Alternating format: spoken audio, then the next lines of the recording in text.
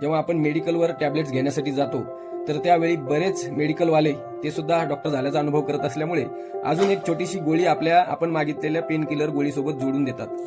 ती गोळी कशाची असते तर बऱ्याच वेळा ती गोळी असते स्टेरॉइडची।